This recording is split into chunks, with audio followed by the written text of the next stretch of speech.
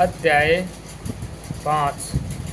राज्य, राजा और एक प्राचीन गणराज्य। चुनाव का दिन। जब शंकरन उठा तो उसने देखा कि उसके नाना नानी वोट डालने जा रहे थे। दरअसल वे चुनाव केंद्र पर सबसे पहले पहुंचना चाहते थे। शंकरन जानना चाहता था कि आखिरकार वे इतने उत्साहित क्यों थे। उसके नाना जी ने उसे जल्दी में समझाने की कोशिश की और कहा, आज हम अपने शासकों का चुनाव करने जा रहे हैं।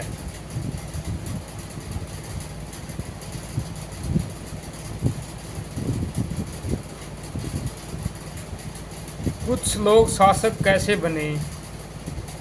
लगभग 50 वर्षों से हम अपने शासकों का चुनाव मतदान के जरिए करते आ रहे हैं, लेकिन बहुत पहले लोग शासक कैसे बनते थे। हमने अध्याय 4 में यह पढ़ा कि कुछ राजा संभवतः जन यानी लोगों द्वारा चुने जाते थे, परंतु करीब 3000 साल पहले राजा बनने की इस प्रक्रिया में कुछ परिवर्तन दिखाई दिए। कुछ लोग बड़े बड़े यज्ञों को आयोजित कर राजा के रूप में प्रतिष्ठित हो गए। अश्वमेव यज्ञ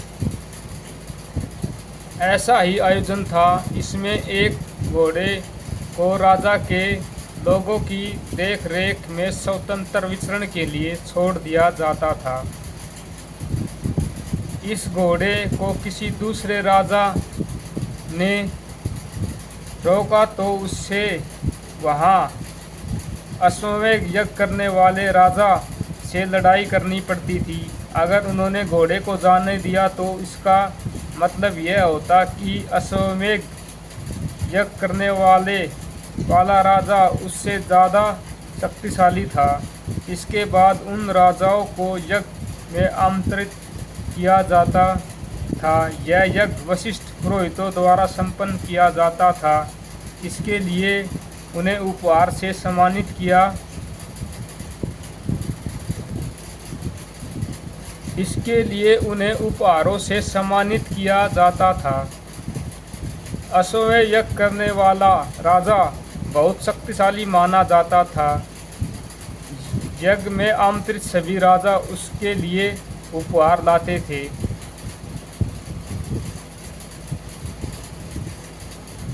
इन सभी आयोजनों में राजा का मुख्य स्थान होता था। उसे राज सिंहासन या बाग की खाल के एक विशेष आसन पर बैठाया जाता था। युद्ध क्षेत्र में राजा का सारथी ही उसका सहचर होता था। यज्ञ के अवसर पर वह राजा की विजयों का अन्य गुणों का गान करता। राजा के सगी संबंधी, खासकर उसकी रानियां तथा पुत्रों को भी कई छोटे छोटे अनुष्ठान करने होते थे। अन्य सारे आमंत्रित राजाओं को काम सिर्फ बैठकर यज्ञ की पूरी प्रक्रिया को देखना भर था। राजा के पुरोहित पवित्र जल के छिड़काव के साथ अन्य कई अनुष्ठान करता था। विष अथवा वैश्य जैसे सामान्य लोग उपहार लाते थे। उन्हें पुरोहित शूद्र मानते थे। उन्हें कई अनुष्ठानों में शामिल नहीं किया जाता था। वर्ण। इस समय उत्तर भारत में, खासकर गंगा यमुना क्षेत्र में कई ग्रंथ रचे गए। ऋग्वेद के बाद रचे होने के कारण ये उत्तरवेदिक ग्रंथ कहे जाते हैं। इनके अंतर्गत सामवेद, यजुर्वेद, अथर्ववेद तथा अन्य ग्रंथ शामिल हैं। पुरोहितों द्वारा रचित इन ग्रंथों में विभिन्न प्रकार के अनुष्ठान और उनके संपादन की विधियां बताई गई हैं। इनमें सामाजिक नियमों के बारे में भी बताया गया है। उस समय समाज में कई समूह थे, जिनमें पुरोहित, योद्धा, कृषक, पशुपालक, व्यापारी, शिल्पकारी, श्रमिक, मछली पकड़ने वाले तथा जंगल में रहने वाले लोग शामिल थे। जहाँ कुछ पुरोहित तथा योद्धा वैभवशाली थे, वहीं कुछ कृषक और व्यापारी भी धनवान थे। दूसरी ओर पशुपालक, शिल्पकार, श्रमिक, मछली पकड़ने वाले, शिकारी तथा भोजन संग्राहक निर्धन थे। पुरोहितों ने लोगों को 4 वर्णों में विभाजित किया, जिन्हें वर्ण कहते हैं। उनके अनुसार प्रत्येक वर्ण के अलग अलग कार्य निर्धारित थे। पहला वर्ण ब्राह्मणों का था। उनका काम वेदों का अध्यापन और यज्ञ करना था, जिनके लिए उन्हें उपहार मिलता था। दूसरा स्थान शासकों का था, जिन्हें क्षत्रिय कहा जाता था। उनका काम युद्ध करना और लोगों की रक्षा करना था। तीसरा स्थान विष तथा वैश्य था। इनमें कृषक, पशुपालक, व्यापारी आते थे।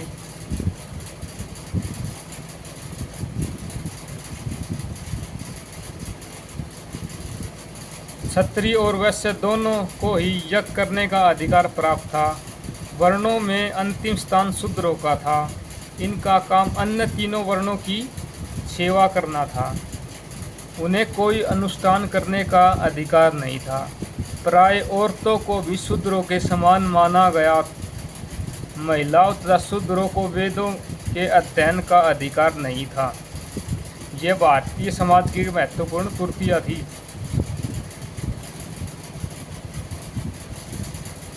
पुरोहितों के अनुसार सभी वर्णों का निर्धारण जन्म के आधार पर होता था।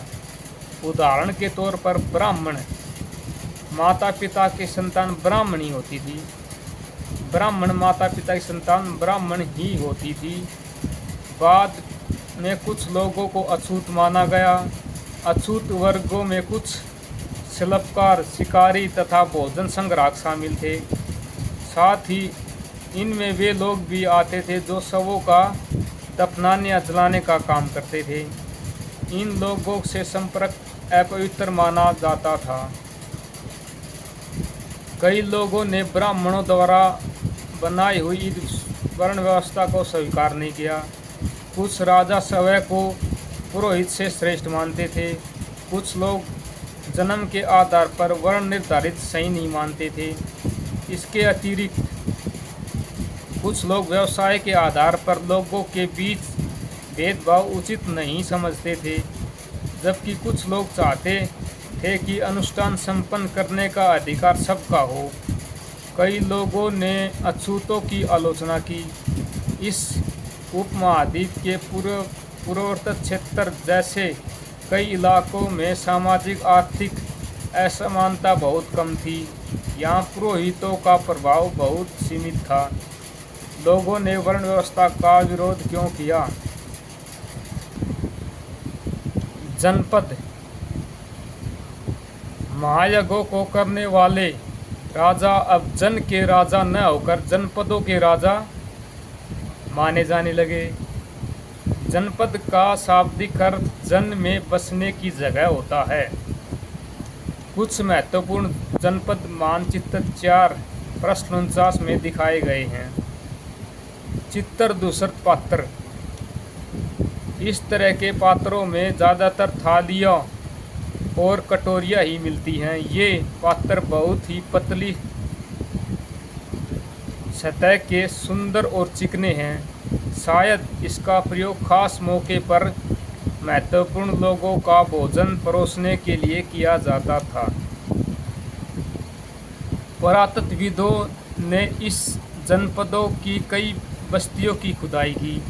दिल्ली में पुराना किला, उत्तर प्रदेश में मेरठ के पास हस्तिनापुर और एटा के पास अंतरजी खेड़ा इसमें प्रमुख हैं।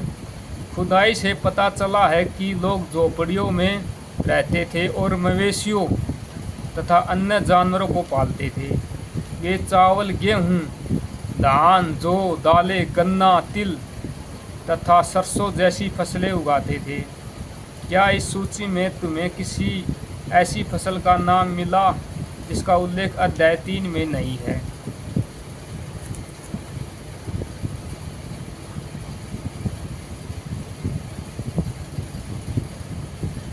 लोग मिट्टी के बर्तन भी बनाते थे। इनमें कुछ धूसर और कुछ लाल रंग के थे। होते थे। इन पुरास्थलों में कुछ विशेष प्रकार के बर्तन मिले हैं जिन्हें चित्र दूसर पात्र के रूप में जाना जाता है। जैसा कि इसके नाम से ही स्पष्ट है, इन बर्तनों पर चित्रकारी की गई है। ये आमतौर पर सरल रेखाओं तथा ज्योमेट्रीय आकृति के रूप में हैं। महाजनपद करीब 2500 साल पहले कुछ जनपद अधिक महत्वपूर्ण हो गए, इन्हें महाजनपद कहा जाने लगा। मानचित्र 4 में कुछ महाजनपदों को दिखाया गया है। अधिकतर महाजनपदों की एक राजधानी होती थी। कई राजधानियों में किलेबंदी की गई थी, अर्थात उनके चारों ओर लकड़ी, ईंट या पत्थर की ऊंची दीवारें बनाई गई थी। ऐसा लगता है कि लोगों ने अन्य राजाओं के आक्रमण से डरकर अपनी सुरक्षा के लिए इन किलों का निर्माण किया। कुछ राजा अपनी राजधानी के चारों ओर विशाल, ऊंची और प्रभावशाली दीवार खड़ी कर अपनी पर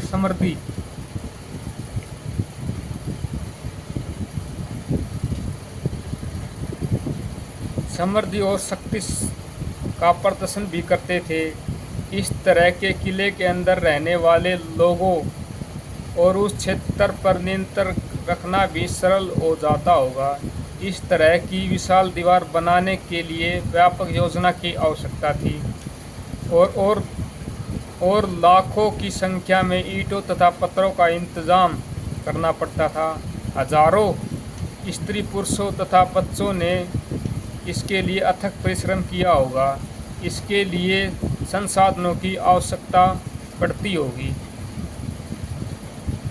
अब राजा सेना रखने लगे। सिपाहियों को नियमित वेतन देकर पूरे साल रखा जाता। कुछ भुगतान संभवतः आहत सिक्कों पृष्ठ 84 पर चित्रित देखो के रूप में होता था। इन सिक्कों के बारे में तुम अध्याय 8 में पढ़ोगे। कौशाम्बी किले की दीवार। यह चित्र आधुनिक उत्तर प्रदेश के इलाहाबाद के पास मिली ईंट की दीवारों का अवशेष है। इसके एक भाग का निर्माण लगभग 2500 साल पहले हुआ कर महाजनपदों के राजा विशाल किले बनवाते थे और बड़ी सेना रखते थे। इसके लिए उन्हें प्रचुर संसाधनों की आवश्यकता होती थी। इसके लिए उन्हें कर्मचारियों की भी आवश्यकता होती थी। अतः महाजनपदों के राजा लोगों द्वारा समय समय पर लाए गए उपहारों पर निर्भर न होकर अब नियमित रूप से कर वसूलने लगे।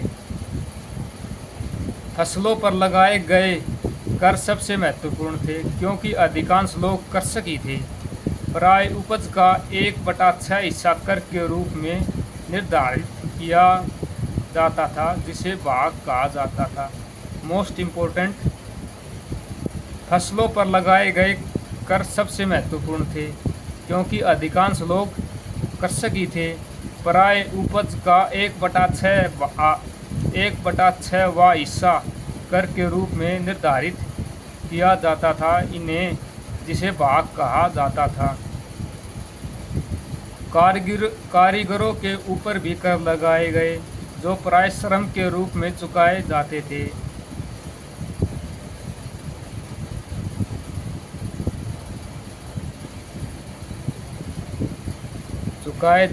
जैसे कि एक बुनकर, लोहार या सुनार को राजा के लिए महीने में एक दिन काम करना पड़ता था।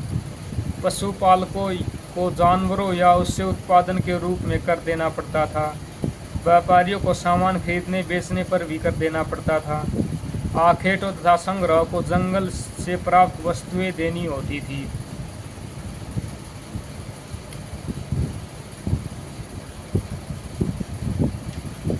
कृषि में परिवर्तन। इस युग में कृषि के क्षेत्र में 2 बड़े परिवर्तन आए। हल के फाल अब लोहे के बनने लगे। अब कठोर जमीन को लकड़ी की फाल की तुलना में लोहे के फाल से आसानी से जोता जा सकता। इससे फसलों की उपज बढ़ गई। दूसरे लोगों ने धान के पौधों को रोपण शुरू कर दिया, अर्थात खेतों में बीज छिड़कर धान उपजाने के बजाय धान की पौध तैयार कर उसका रोपण शुरू कर दिया। अब पहले की तुलना में बहुत ज़्यादा पौधे जीवित रह जाते, इसलिए पैदावार ज़्यादा होकर कमर तोड़ परिश्रम कर लगता था। यह काम ज़्यादातर दासी खेतियार मजदूर कामगार करते थे। सूक्ष्म निरीक्षण। मानचित्र 4 में मगध ढूंढो। लगभग 200 सालों के भीतर मगध सबसे महत्वपूर्ण जनपद बन गया। गंगा तथा सोन जैसी नदी मगध से होकर बहती थी। ये यातायात, जल वितरण तथा जमीन को उपजाऊ बनाने के लिए महत्वपूर्ण थी। मगध का एक हिस्सा जंगलों से भरा था। इन जंगलों में रहने वाले हाथियों को पकड़कर उन्हें प्रशिक्षित कर सेना के काम में लगाया जाता था। यही नहीं, जंगलों से घर, गाड़ियाँ तथा रथ बनाने के लिए लकड़ियाँ मिलती थी। इसके अलावा इस क्षेत्र में लौह अयस्क की खदानें हैं। मजबूत औजार तथा हथियार बनाने के लिए बहुत उपयोगी थी।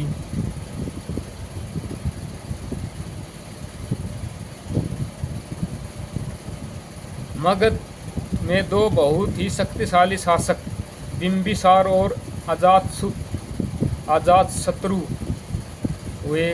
अन्य जनपदों को जीतने के लिए हर संभव साधन अपनाते थे।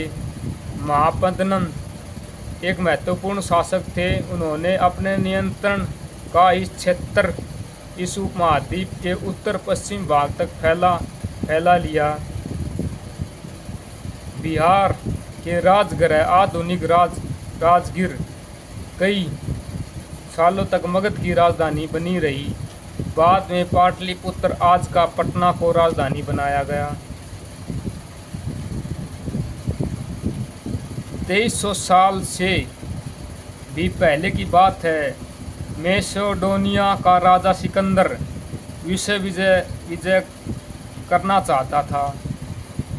पूरी तरह सफल होने के पर भी वह मिस्र और पश्चिम एशिया के कुछ राज्यों को जीतता हुआ भारतीय उपमहाद्वीप में व्यास नदी के किनारे तक पहुंचा।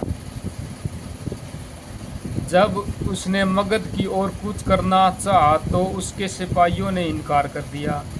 वे इस बात से भयभीत थे कि भारत के शासकों के पास पैदल रथ और हाथियों की बहुत बड़ी सेना थी।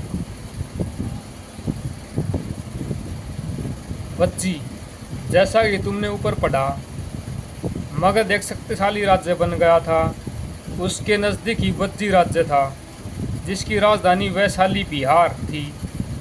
यहाँ एक अलग किस्म की शासन व्यवस्था थी, जिसे गण या संघ कहते थे। गण या संघ में कई शासक थे। कभी कभी लोग एक साथ शासन करते थे, जिससे प्रत्येक व्यक्ति राजा कहलाता था। ये सभी राजा विभिन्न अनुष्ठानों को एक साथ संपन्न करते थे। सभाओं में बैठकर ये बातचीत, बहस और वाद विवाद के जरिए तय करते थे कि क्या करना है और किस तरह करना है। शत्रुओं के आक्रमण से निपटने के लिए वे मिलकर चर्चाएं करते थे। स्त्रियां, दास तथा कामगार इन सभाओं में हिस्सा नहीं ले सकते थे।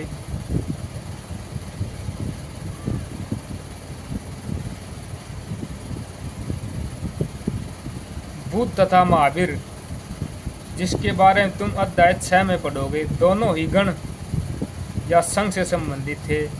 बौद्ध साहित्य में संघ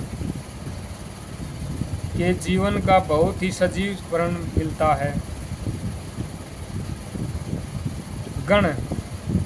गण शब्द का प्रयोग कई सदस्यों वाले समूह के लिए किया जाता है। संघ अर्थात संगठन या सभा।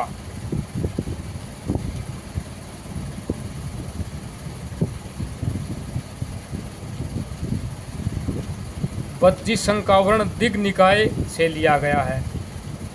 दिग् निकाय एक प्रसिद्ध बौद्ध ग्रंथ है जिसमें बुद्ध के कई व्याख्यान दिए गए हैं। इन्हें करीब 2300 साल पहले लिखा गया था। अजातशत्रु और वज्जी संघ। अजातशत्रु वज्जी संघ पर आक्रमण करना चाहते थे।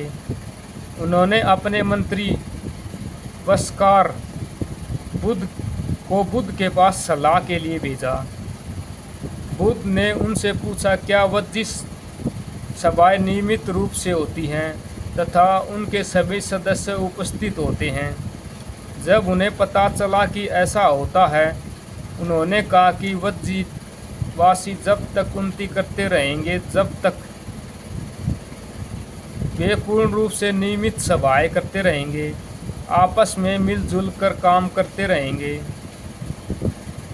पारंपरिक नियमों का पालन करते रहेंगे, बड़ों का सम्मान समर्थन तथा उनकी बातें ध्यान देते रहेंगे।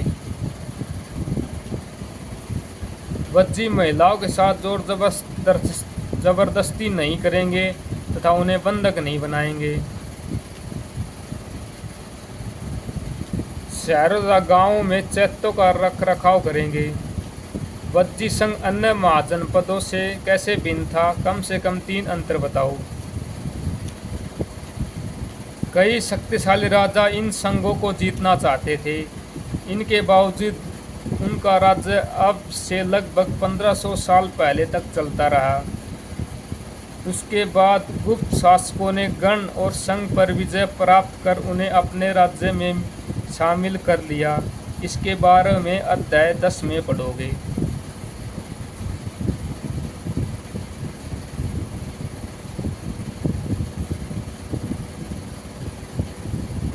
अन्यत्र अपने एटलस में यूनान और एथेंस को ढूंढो। लगभग 2500 साल पहले एथेंस के लोगों ने शासन व्यवस्था की स्थापना की जिसे प्रजातंत्र या गणतंत्र कहते हैं। यह व्यवस्था लगभग 200 सालों तक चली। इसके 30 साल से ऊपर के उन सभी पुरुषों को पूर्ण नागरिकता प्राप्त थी जो दास नहीं थे। वहाँ एक सभा थी जो महत्वपूर्ण विषयों पर निर्णय लेने के लिए साल भर में कम से कम 40 बार बुलाई जाती थी। इस सभा के सभी नागरिक भाग लेते थे। शासन के कई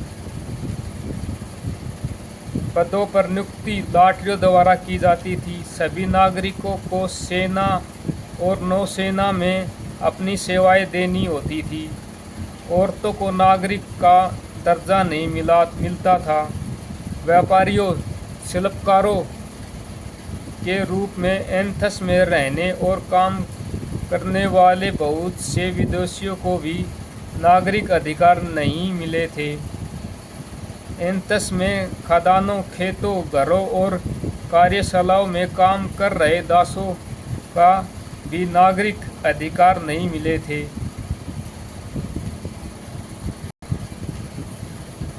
कुछ महत्वपूर्ण तिथियां।